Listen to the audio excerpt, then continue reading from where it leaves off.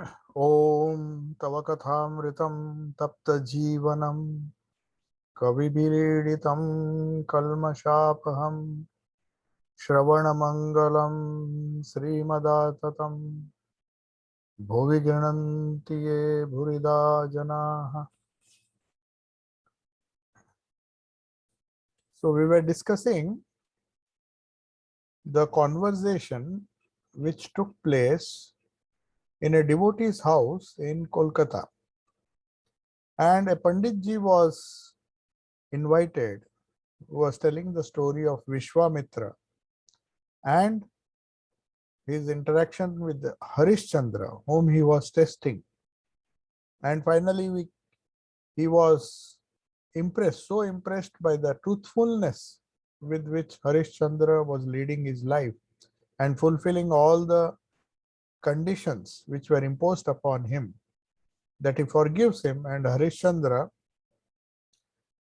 recovers, or his lost son who had died of snake bite. So it was a drama, or you may say a divine cosmic drama, just to test the steadfastness of Harishchandra towards truth, steadfastness in holding on to truth. So that incident was being narrated by the Panditji, and that Panditji had just finished, and he was telling the story, or he was narrating the story in such a emotional way with lot of feeling that the listeners were almost weeping and some of them were crying. So as I mentioned last time, even Girish Chandra Ghosh had that knack or the art to make the scene so realistic that the audience who used to come and attend his dramas in the Star Theatre, they were so impressed, or it was so moving, the portrayal of the different characters, especially the divine characters which were being portrayed through his different dramas. They were so realistic and the acting was so good, and the dialogues especially. If you see Girish Chandra Ghosh's drama, that is why Sri Ramakrishna told him not to stop writing dramas, because once he surrendered everything to Sri Ramakrishna, he thought he should not be following his profession of theatre. Then Sri Ramakrishna said, why? Why should you stop acting, or why should you stop writing such wonderful plays? In fact, Sri Ramakrishna went to Star Theatre. Normally, people who would not be visiting such places, but Sri Ramakrishna went because he knew that some very fine dramas were being enacted. And Sri Ramakrishna once or twice went into Samadhi, seeing the Chaitanya's drama, which was enacted by Girish Chandra Ghosh. So here, that Panditji was trying to create a word picture where he was narrating the story of Harishchandra, how he lost his son and also his wife, but refused to refused to dishonor the word which he had given. So that is holding on to truth. And we also know that how Mahatma Gandhi in his childhood, when he was Mohandas, known as Mohandas, was so impressed by Harishchandra's drama, the drama of Harishchandra, which occurs in the Bhagavata, which is part of the Bhagavat Purana, that he was so impressed that his lifelong devotion to truth was a result or a consequence of that. So now Thakur is M here is very keen to see what impact, because other people were crying, they were being emotional, but Sri Ramakrishna was quietly listening to this story. Though through the corner of his eye a tear fell, he was not moved as much as other devotees did. What did that indicate? Does that mean that unemotional people cannot be spiritual? No. He was not crying out restlessly like the others. So as we discussed last time, when emotions overtake a person or emotions control a person. It is like the chitta vrittis, the waves of the mind, they impact the personality to such an extent that when the vrittis start coming one after another, a person loses control over himself. That is not a desirable state, whether it is emotion or perception or the different aspects of life. The mind should be under one's control. Swami Vivekananda also mentions in the Raj Yoga that right now our mind is controlling us. We are not controlling our mind. So the point here M is trying to make, who just wanted to see, well, others are crying, what is Thakur doing? What is Sri Ramakrishna doing? He just was controlling his emotion, because not that he did not feel, but their reactive mind is under their own control, which we have seen. Some person had come to Sri Ramakrishna and some of his son or maybe his relative grandson had died, and he was so morose and dejected that how Sri Ramakrishna handled him, how he handled the situation and convinced him of the eternal nature of the Lord, which helps you, which is like a shock absorber. The holding on to the Lord or holding on to the eternal nature as against the transitoriness of the world, which shakes you now and then, is the only remedy for all illnesses, all our problems. So the question is asked, but M doesn't know the answer as yet, or perhaps he knows the answer, but he's not expressing it here. Why does he not cry out restlessly like the others? He is a very sharp observer. Otherwise, Sri Ramakrishna would not have chosen him to depict all the conversations that took place in the gospel. Because he has put this question, because he saw a difference in the reaction after seeing the drama, how Sri Ramakrishna reacted and how normal people, other people who were present there reacted. So he leaves the question open and he expects the devotees or the readers to find out why Sri Ramakrishna did not cry out restlessly like others. So one explanation is that crying will not solve the problem. It is our reactionary mind which causes all our problems. As you know, the part of the mind which discriminates between eternal and non-eternal, transient and non-transient, good and bad. So that viveka is a function of buddhi. Viveka arises only when your buddhi or the higher aspect of the mind, provided the chitta shuddhi has been done. So when the chitta is pure or chitta has been purified of all the impulses, the lower impulses, then only the buddhi becomes active. And when the buddhi becomes active, the lower part of the mind, which is known as manas, the reactionary part of the mind, is subdued and controlled by this buddhi. Buddhi is not controlled by the mind, but in most of the cases, normal cases, we are intensely reactionary, in impulsive and reactionary. Our minds are extremely reactionary, and there is some thought, some stimulus, and we immediately give a response. So that does not make us any different from animals. They are also highly reactive. So this reactionary aspect, if it is under the control of the buddhi, then one learns how to control emotions. Now another example is necessary here to show how Swami Vivekananda was convinced when he was Narendra, of course. He was not yet Swami Vivekananda at that time. So when he came to Sri Ramakrishna, he often found some of the disciples like Bhavanath and all crying and weeping and going into a lot of ecstasy, which you normally associate with the so-called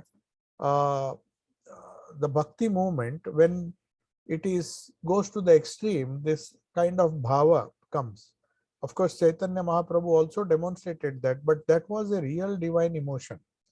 But very often it is just the emotional side, not that people don't weep, they start jumping, they start, even tears start flowing when somebody narrates these wonderful stories, the Vrindavan story of how the gopis felt the pangs of pain, viraha, when Sri Krishna left them permanently. So all those incidents create a sort of emotion and people start weeping, and people think that that is a very high state of mind, that kind of bhava. So one day Narendranath saw all the others when they were listening to the kirtan, they were all weeping in ecstasy apparently, and he thought it is such a high state, and he was very honest to himself. So he, Narendra, asked Sri Ramakrishna, see, I don't get all this, I don't weep. I wish I also had that kind of ecstasy. So he thought Bhavanath and other people who weep at the slightest pretext, being emotional, not being uh, totally able to control their reactive mind, maybe out of emotion they would have cried or laughed and jumped in ecstasy. But Swami Sri Krishna warned him. He said, no, no, no, no. You don't have to worry because you don't have those states, because you are far superior to them. So it was a new revelation to Narendra. Why? How can it be more superior? Those people at the slightest, some bhajans are going on, kirtan is going on, those people start shedding tears, just as the audience here were shedding tears. But very often, it is, those are not tears of spiritual joy. They are some kind of reaction which is due to uncontrolled emotion, which Swami Vivekananda understood that day from Sri Ramakrishna when he gave a beautiful example. We have to remember this. Sri Ramakrishna said, when an elephant goes into a small pond, you see how nicely he used to explain the intricate psychological truths. He says, when an elephant enters into a small pond, which is not big by any means, and when that huge elephant comes, the water splashes everywhere. So there is a reaction, no doubt. But that same elephant, if it goes into a huge ocean or a big lake, the lake, there won't be hardly, there will be any ripple, because the container or the maybe the capacity of that lake is so uh, so large that compared to that size of the elephant, it is too big. So also, what by implication, what Sri Ramakrishna meant was that the person who is emotionally very stable, who has a very strong discriminatory faculty, the buddhi has been awakened, as it was in the case of Swami Vivekananda. He said, because you are a big Adhar, Adhar means a big lake. So your mind is like a very big lake or an ocean, in that a few ripples of emotion won't cause any waves at all. Whereas if a person has limited capacity to bear these emotions, they will just at the slightest pretext, they'll start weeping, shouting, wailing and other things, crying out restlessly as others did. So this is through this example, Sri Ramakrishna convinced Narendra that because your capacity for spiritual experiences is quite I mean significant compared to the other people who are like small lakes or like small ponds. So that is why they are overcome with emotions and they express this bhava which you think is something great or something spiritual. So the story continues, and finally Sri Ramakrishna, when the story ends, the devotees and Pandit who was after the story ends, Sri Ramakrishna leaves the room and he goes to another room after listening to the story, and without any reaction, he was in deep thought. Not that he did not understand the meaning of or he did not appreciate, but he did not express it as emotion like the others were wailing and crying out restlessly. So he goes, and now Sri Ramakrishna has a requests the Pandit to narrate the story of Uddhava. So as you know, Uddhava was also a devotee of Krishna. Uddhava Gita is part of the Srimad Bhagavatam. So there, some conversations are there between Uddhava and the gopis.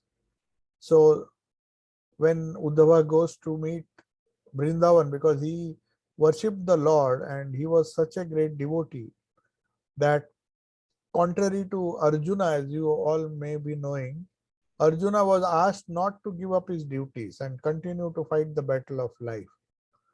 But Sri Krishna's advice to Uddhava was quite different. He said, how long you will be in this world? Just leave the world and go to Badrikashram. Do some austerities. Why are you so much attached to the world? So depending on the capacity of the disciple, Sri Krishna used to give different advice, and that is found in the Bhagavata. Different types of advice to different people, depending on the capacity, depending on the status of the spiritual progress. So he knew Arjuna is not yet fit to run away from the world or give up the world and pursue a life of Vairagya.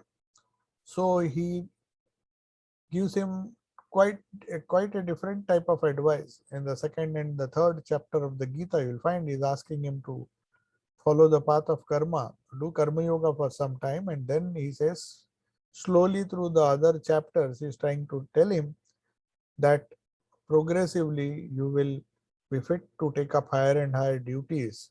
When you have fulfilled the duties of the life, fulfilled the duties of the particular swadharma which entitles you to do that duty.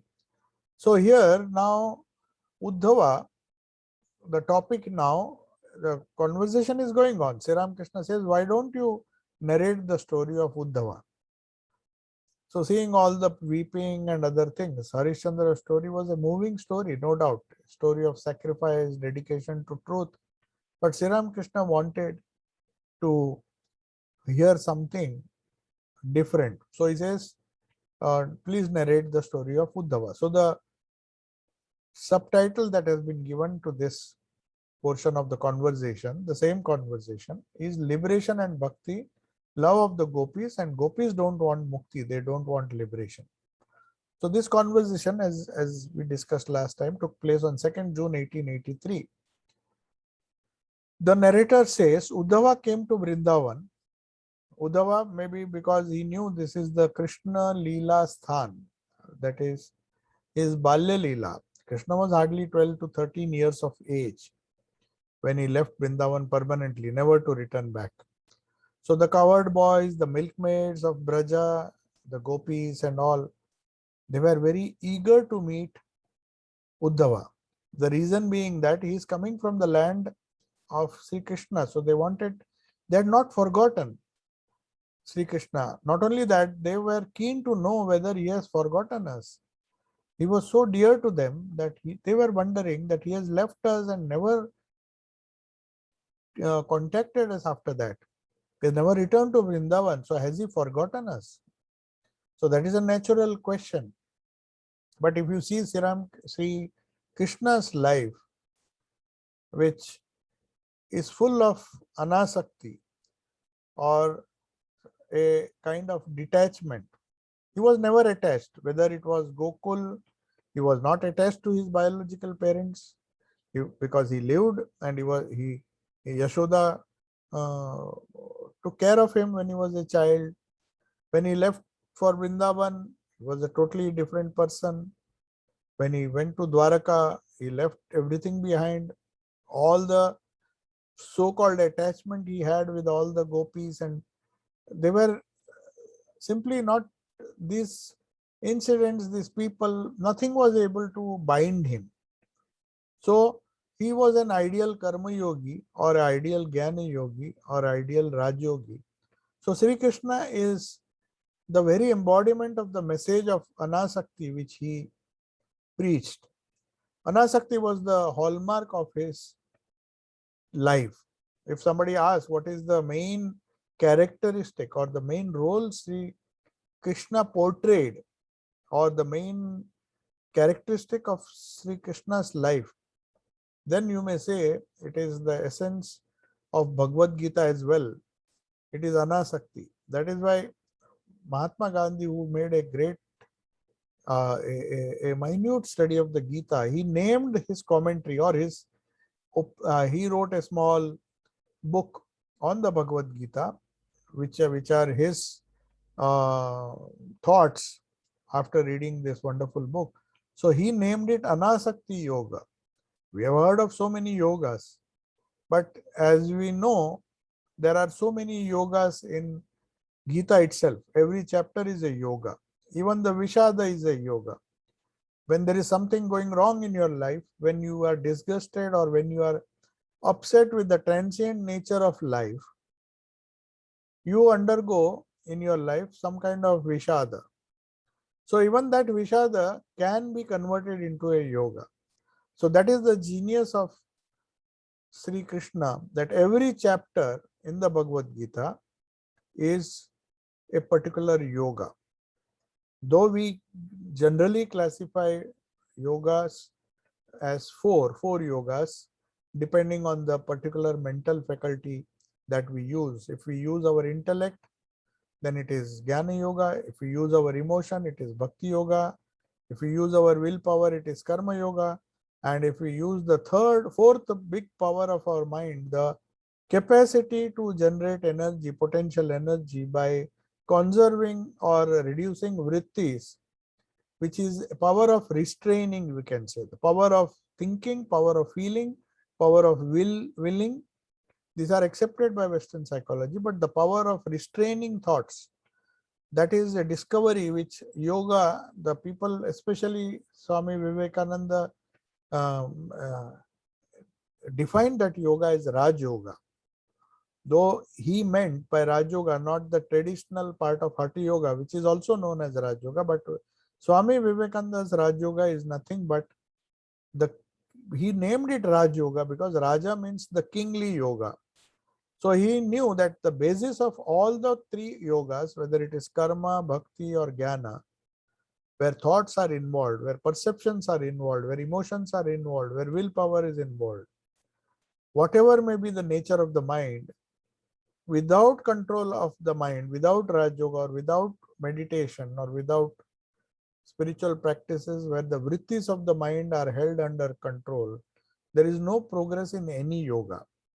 So also with the 18 yogas which Gita describes, there are different ways of approaching the Lord, and Vishada is also one way. The first chapter itself is known as Vishada Yoga.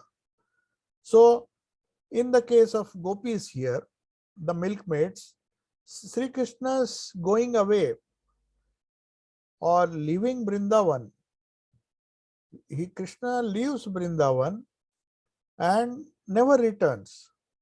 So that causes a kind of viraha in their life. Viraha, that is because of the parting of Sri Krishna, and that causes immense sorrow.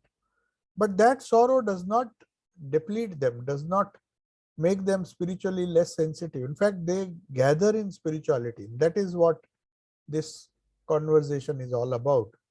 It shows that because of the viraha or the vishada, Arjuna also, because of the vishada only, the second chapter onwards, Sri Krishna advised him, gave that wonderful advice of the Bhagavad Gita, just because he expressed viraha, or not viraha, he expressed some vishada. He was sorrowful, he was fearful, he lost all capacity to even lift his own Gandiva bow, and he was trembling literally or emotionally overpowered. So that Vishada was the resulted in 17 different yogas. The Sankhya Yoga, the second chapter, then we have the third Karma Yoga, so many yogas come after that. Dhyana Yoga comes. So there are different yogas. There is another yoga which is known as a Vibhuti. Thinking about the glory or the characteristics of the Lord is also a yoga. By whichever means, by whatsoever means, if you connect yourself with the eternal, the supreme, then it is becomes a yoga. So Uddhava now comes to Vrindavan, and the moment he comes, these people are so overflowing with bhakti. He says, they asked him, how is Sri Krishna? Has he forgotten us? Does he remember us? Some of them began to cry. Others took him to different parts of Vrindavan, saying, at this spot, Sri Krishna lifted Mount Govardhan on his finger. Here he slayed Dhenukasur. The different Balya Leela which he did when he was in Mathura and Vrindavan. There he slayed Shaktasur. So different demons he killed, or the divine Leela, the gopis and all the other the covered boys, his friends. They said, here he wandered on the bank of Jamuna and played here with the covered boys. He talked with the gopis in this grove, Nidhuvan, which is there in Vrindavan. So Uddhava said, why are you so anxious about Krishna? Now he is a Jnani. That is why Sri Krishna is asking him to follow a monastic life. So normally monastic life or a life of renunciation is prescribed to people who consider, who are not emotionally attached to anything, who transcend, who have some kind of vairagya or anasakti in their life. So Uddhava by nature was full of jnana. So he's trying to convince these gopis, don't bother, he is God himself. Why are you so anxious? There is nothing in this universe beside him. So the personal God or avatara Sri Krishna, as they saw him, gopis saw him, to Uddhava he was not a personal God. He was an impersonal, omnipresent God himself. So he says, where has he gone? He is here, he is everywhere. He is in Dwarka, he is here, he is omnipresent. There is nothing besides him. So perhaps he thought, let me convince these gopis who seem to be very ignorant, and by this sentence or by this narration from the Upanishads that God is omnipresent, or the Gita and all the different scriptures which talk about the various qualities of God. So he thought that I will convince them. And he says there is nothing beyond him. So where are you? Why are you saying that you are missing him? Is he not here right now? He is here, he is there, he is everywhere. Why are you so much attached? But the gopis, devotion was of a different category. They very humbly told Uddhava, you see, all this is beyond our comprehension. We are not educated. We only know our Krishna of Vrindavan who played with us here. So then again Uddhava tried to convince them. They thought, oh, these people are absolutely adamant. They want just, they understand the Krishna. Perhaps they think, as Master Mashe tried to tell Sri Ramakrishna in his first meeting, that should we not tell the ignorant people that the image is not God himself? God is beyond everything. He is all the different qualities which Brahmos ascribe to God. He said, is it not our duty to tell the ignorant people? Sri Ramakrishna gets terribly angry. He said, why, who are you to tell them? What have you realized? Just because you have read a few books, that doesn't mean that you have understood the Lord.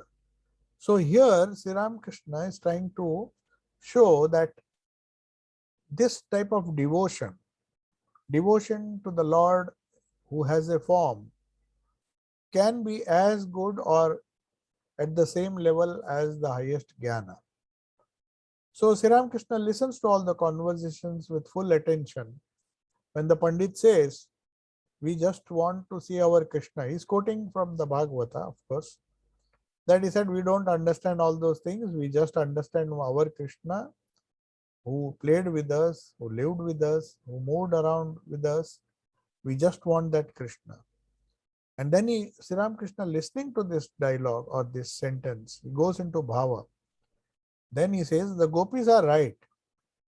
Then he begins to sing in the same sweet voice. This is a beautiful Bengali song. আমি bhakti dite China. I don't want to give Shuddha bhakti dite China. Means I don't want to, I'm not hesitant to grant mukti. The Lord himself says, or the poet says here, that the Lord is keen to give mukti to whoever wants. It's not a big thing. But I hesitate to grant pure bhakti. Who wins pure love surpasses all. He is served by all. So the gopis' love was far beyond the comprehension of even Uddhava, because this love surpasses all. He is served by all. He triumphs over the three worlds. Listen, O Chandravali. Chandravali was one of the gopis of Vrindavan. So one gopi is telling the other, I will tell you of love. One may gain liberation, mukti, but rare indeed is bhakti, true bhakti. I mean the prema bhakti, where people forget everything.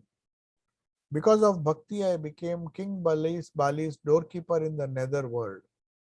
Only in Vrindavan can one find pure love. But for cowherd boys and milkmaids, none knows its secret.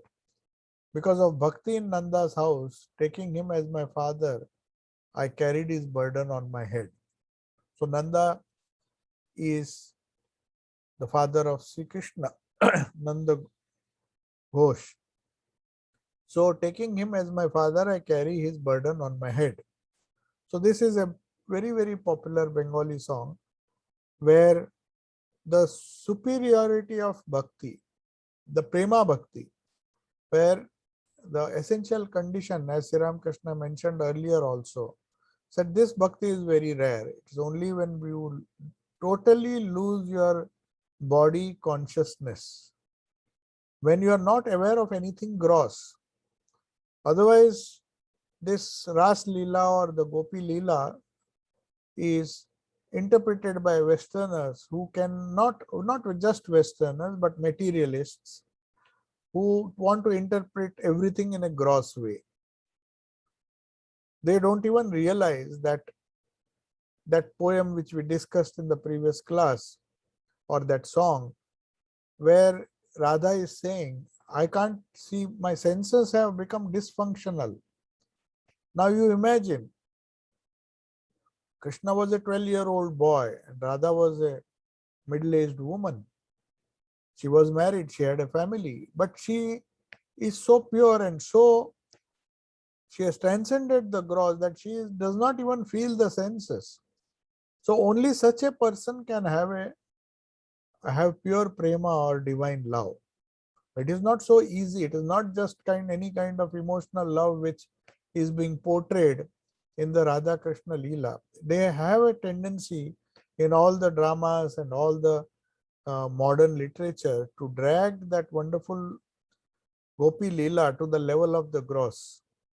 There is nothing gross about it, because if there is anything gross, the least amount of grossness or the body consciousness is there, one cannot have that divine love. That is why Radha is saying that I can't feel my body. She has reached a state where Krishna for her is pure consciousness.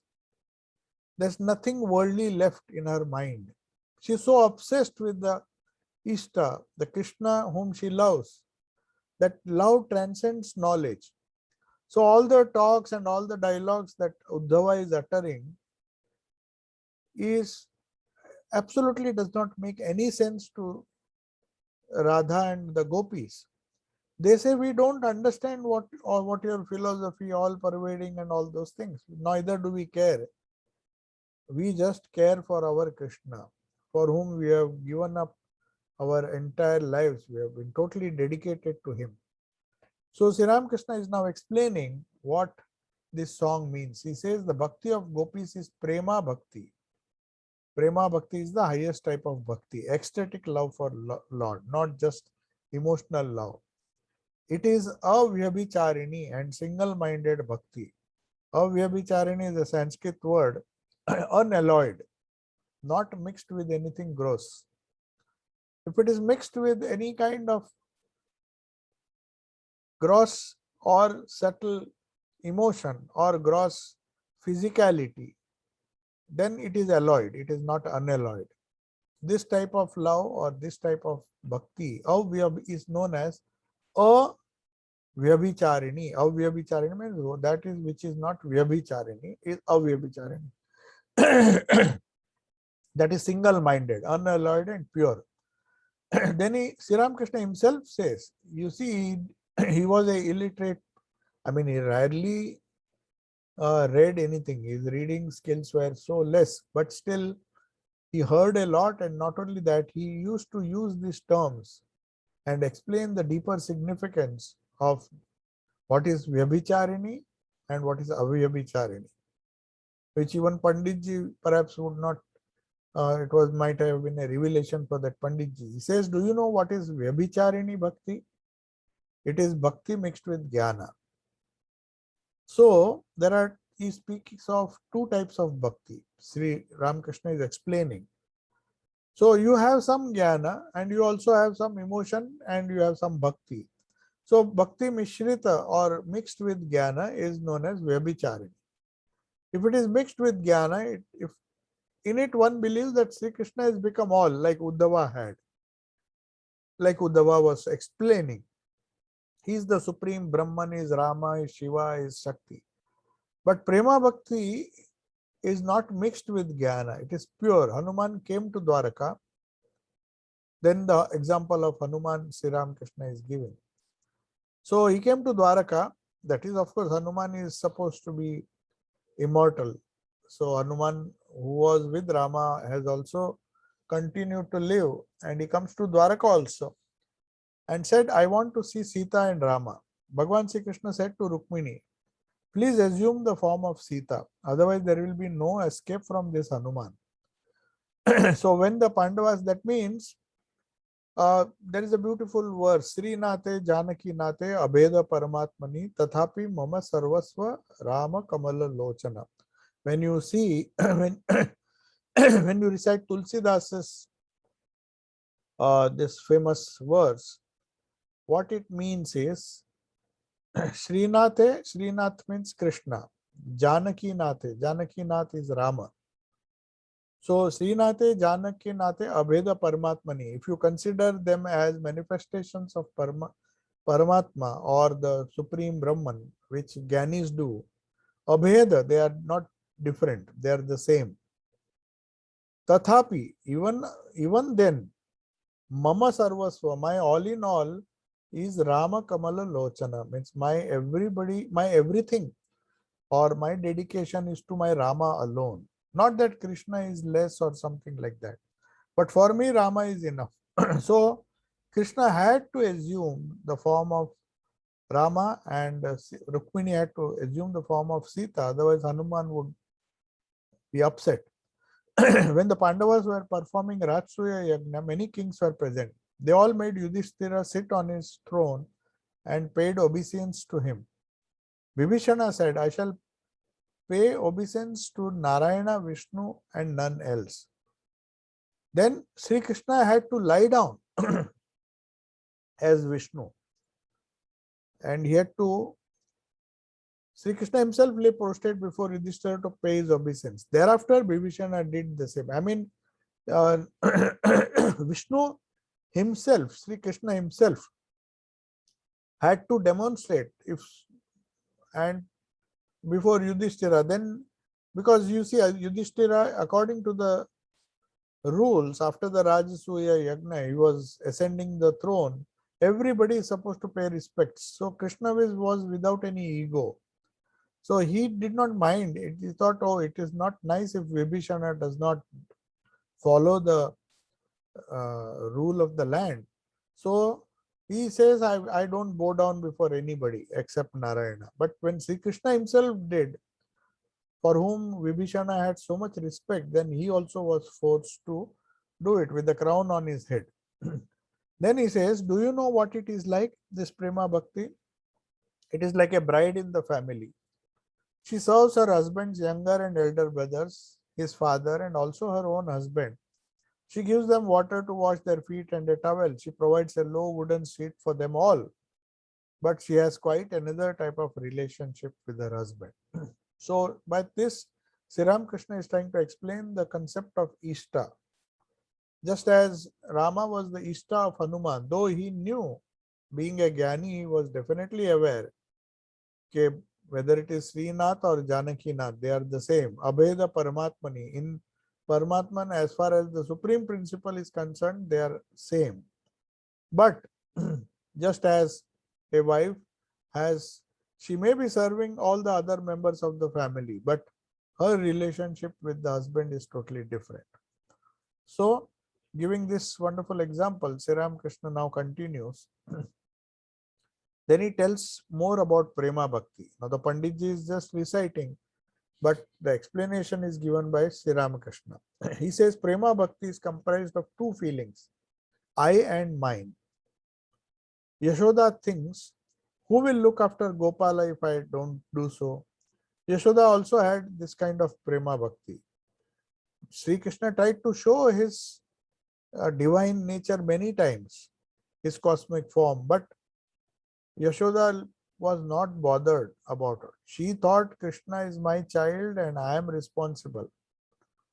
So he may fall ill if I don't. Yashoda does not know that Krishna is Bhagwan himself. But at the same time, she is not a Jnani. On the other hand, she feels he is mine. She knew Krishna is mine and Gopal is my own. Uddhava said, Krishna is mine. Krishna is Bhagwan himself. He is the Lord of the universe, but that does not mean anything to these gopis. He is no ordinary human being. Yashoda replied, I am not asking you about your Lord. I am just asking you about my Gopal. I don't bother whether he is a Lord of the universe or anything. I just want my Gopal, not the Lord. What single-minded devotion the gopis had. Sri Ramakrishna is continuing. Only after many, many entreaties to enter the royal court did the doorkeeper take them to Krishna. They went all the way to meet Krishna, but naturally they were all illiterate gopis, so who will allow them? But when they saw a person with a turban, they stood with bowed heads. Who is this person with a turban? They asked among themselves. Shall we lose our chastity by talking to this man? Where is the beloved of our souls who wears yellow robes and a crest of peacock feathers? So they could not recognize Sri Krishna in his new attire. They had seen him, Krishna, with peacock feathers and with yellow robes. That was the traditional normal dress which he wore when he was in Vrindavan. So they were wondering, who is this? Because he had grown by that time and he was wearing a turban which was befitting a king. So they thought, are we talking to a stranger? Because in their minds, the Krishna who sported with them in yellow robes and having a crest of peacock feathers was all that they were bothered. Just as Yashoda was bothered only with her Gopala Krishna. She was not bothered whether he was a king, whether he was a divine personality, an incarnation or anything. See what single-minded devotion they had for him. A unique kind of mood persists in Vrindavan. People around Dwarka also worship Krishna as Arjuna's friend. And they have very little regard for Radha. Radha, that is why they say when you go to Vrindavan, without Radha's grace, you cannot get the grace of Sri Krishna. So each Leela Sthan has its own significance, as these great Bhakti saints have discovered. The Krishna of Dwaraka, as Arjuna's friend, as the king, is quite different than the Vrindavan Krishna. So also the key Krishna of the Mahabharata. So there are different aspects of the same divinity, and depending on the liking which the devotee has or the sadhaka has for a particular aspect of the divine, whichever aspect he holds on to. There are so many bhavas. You can consider God as your father, your mother, your son. So there are so many bhavas. So Radha had a different bhava, Yashoda had a different bhava. So people of Dwarka, on the other hand, they think of Krishna as the friend of Arjuna, who saved Arjuna, who supported Arjuna in the Mahabharata war, but they don't bother what his relationship or what kind of devotion Radha had. Then Sri Ramakrishna says, Sri Ramakrishna is asked, a devotee asks a question. He says, which is better, bhakti mixed with jnana or pure prema bhakti? Sri Ramakrishna says, gives the answer, clarifying, answering this question. Unless one has intense love for the Lord, one cannot attain prema bhakti or ecstatic love. It may be very easy to say, it's not just an emotional effervescence which results or which is symbolic of prema bhakti. One has to have an intense love, disregarding everything, including one's own body, mind, ego, everything one has to give up. And it is not possible unless one has intense love for the Lord. One cannot attain prema bhakti and does not consider him as one's very own. So that kind of intimate relationship with the Lord is a very rare phenomenon. So Sri Ramakrishna now gives a beautiful example, and with this we will conclude. He gives a very nice example. He says 3 friends were going through a forest when they saw a tiger. One of them said, "Brother, we are done for." The second said, "Why should we die? Don't worry, let us call on the Lord, he will help us." And then the third one said, "No, why trouble him? Come, let's climb a tree." Now Sri Ramakrishna is explaining, this is a very simple example, but it has a very deep meaning, especially for people who want God to come and help them to serve some worldly purpose of theirs. The person who said we are done for did not know, he did not even have any devotion for the Lord, that he can be a savior. He who said let us call on the Lord was a Jnani. Second level. He knew that the Lord creates, preserves and dissolves. And he who said, why should we trouble him? Let us climb a tree, had prema or intense love in his heart, a deep love for God. If you have that kind of love, then one who has it considers himself more powerful than the beloved.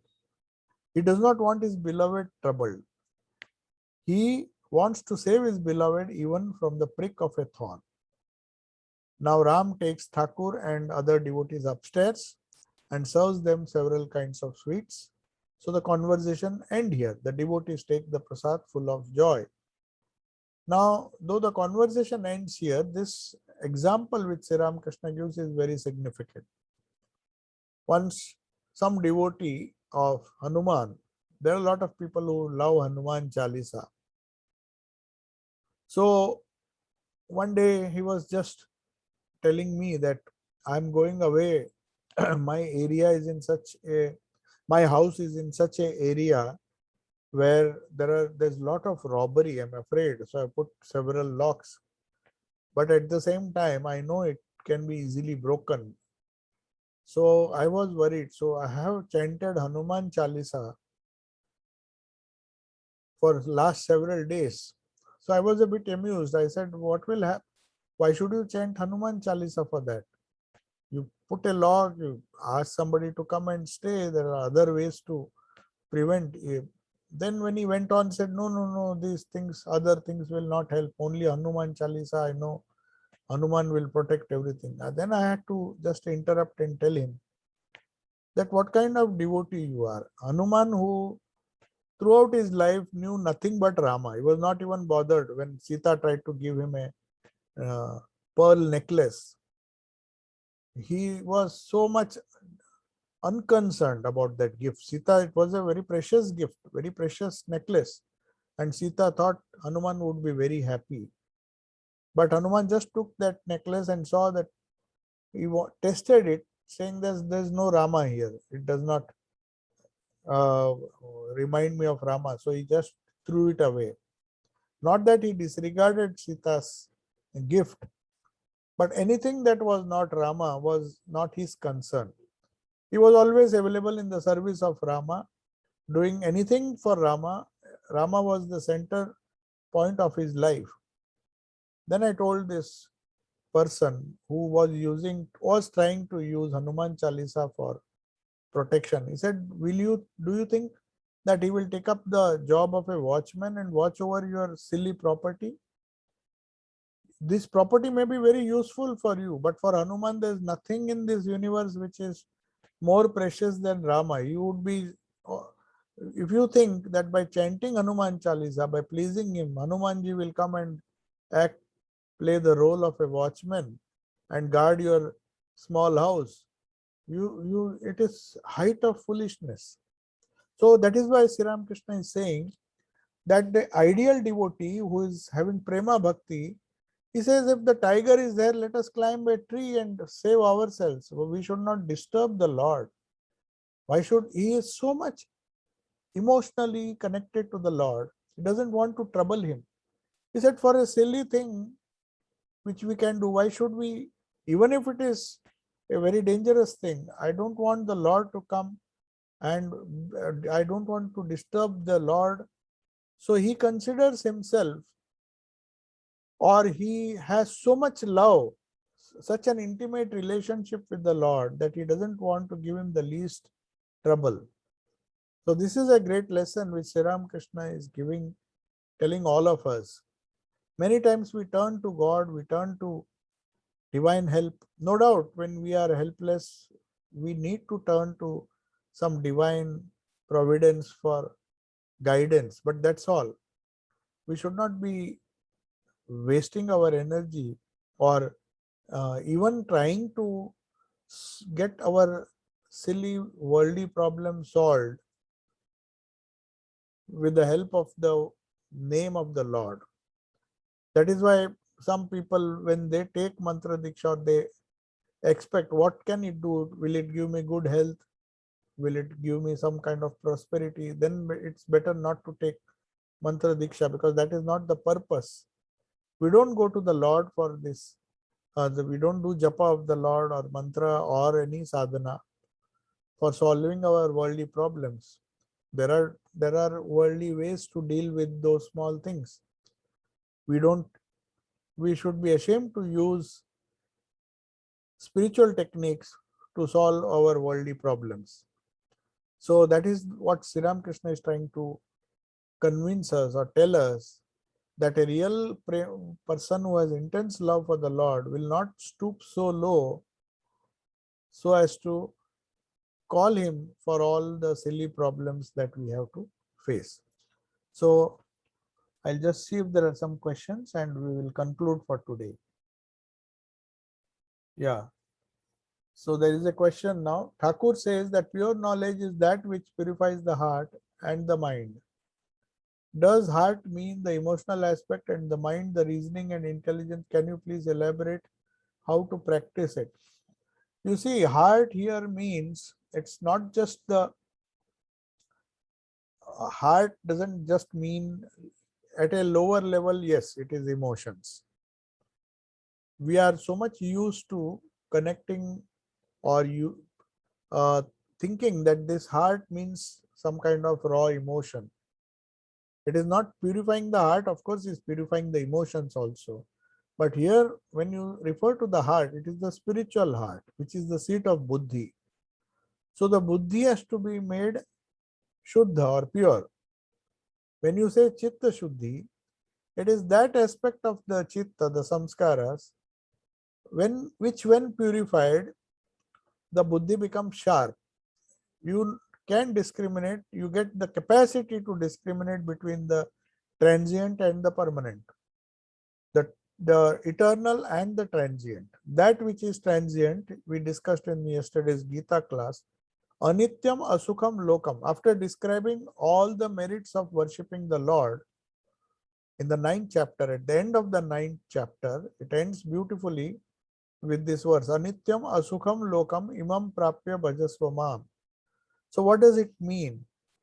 That even if you are a man of evil propensities, if you have taken a decision to worship the Lord, you have done the right thing. Even if you are a good person, a very moral person, very nice person, liked by everybody, you have not committed any sin, But even if such a person, he has to definitely, and he is very worshipful, he is full of devotion, he has never committed any sin. But Sri Krishna at the end says, even such a person, if he is attached, if he doesn't consider this world to be anityam, and as a result of its anityatva, it is asukham also. Because it is transient, it is asukha means full of sorrow. Asukha. Sukha is happiness, asukha. So the world can be nothing but asukha from the ultimate standpoint, because it is not eternal. The world is ever changing. So even for a good person, for a evil person or for a good person, irrespective of who is worshipping the Lord, if he doesn't consider the world to be anitya, anityam asukam lokam imam prapya, having got come to this world, which by nature is unreal, whether it might appear to be good for you or it might appear to be a dark hole or full of suffering for you, whatever be the reason, anything that is anitya, it is asukha. So having got that, the only solution is to hold on to the Lord. So that is the characteristic of prema bhakti. Or here your question is whether the purification of the heart will result in sharpening of the buddhi. It first you have to purify the mind, the reactive mind, manas. Then you purify the buddhi, which is known as the heart. So heart doesn't mean the emotional heart, though emotions give rise to vrittis, and controlling the mind will definitely involve controlling the emotions also. Now, how many characteristics, qualities Sri Krishna possesses, detachment, etc., and how these gunas reflect on others in the world? Oh, somebody seeing my cough perhaps is asking me to drink water. I'm very grateful to them. Anyway, now we are coming to an end. So how many characteristics? One of the characteristics, of course, Krishna has many characteristics. Every Bhagwan is supposed to have so many characteristics. Though then there is not much time now to discuss all these things. But one particular quality, everybody has one particular characteristic which is predominant. And if you see, Swamiji also says, it is not the message of Gita, it is the life of Sri Krishna which is his message. As Gandhiji said, my life is my message. So if I preach something, if I tell something, I have to practice it in life. So throughout the Gita, we'll find, that's what many people, many commentators have found out, this anasakti or the detachment, abhyasa and vairagya. So just vairagya will not help without abhyasa. Abhyasa means repetition of the name, any sadhana, whether it is prayer or japa or anything, that is abhyasa. But without vairagya, it doesn't make any sense, because both have to go side by side. So you may say Sri Krishna's, among the many qualities, he possesses detachment to a very large extent. If you see his life, you see right from beginning he had no attachment to power. He could have easily become a king and quietly lived. He did so many good things. But after having done that, he did not wait for people to clap or praise him. He just left that place. He did his duty. As he said, karmanye vadikaraste ma phaleshu kadachana. Don't bother. Just go on doing your work. So that kind of detachment was special in Krishna. That doesn't mean he did not have other qualities. He was full of bhakti, he was full of concentration, he was full of strength. So there are many gunas not in the sense of the sattva, rajas and tamas, but many good qualities which reflect on others, as you want to know. Every good quality, there are many qualities which if we start making a list of them, there are hundreds and hundreds of qualities. Compassion. These are all characteristics not only of an incarnation or an avatar, but also saints. He should be Karunika. Bhagavata, in fact, mentions many characteristics of a saint, or you may say a holy person. Who is a holy person? So Karunika, that is a compassionate, and there are so many. He should be discriminative. He should know the distinction between the transient and the permanent. He should hold on to the permanent, and all those things. He should possess viveka. He should possess vairagya. He should possess, as you said, detachment, but at the same time he should be full of love and compassionate towards people who, due to some reason, are not able to practice or not understanding the importance of vairagya. So all these things are characteristics of not only Krishna but all the great avatars. So I'll take your leave. I don't think there is another question. Yeah. So I'll take your leave now. Om Shanti Shanti Shanti. Harihi Om Tat Sat. Sri Ramakrishna Arpanamastu.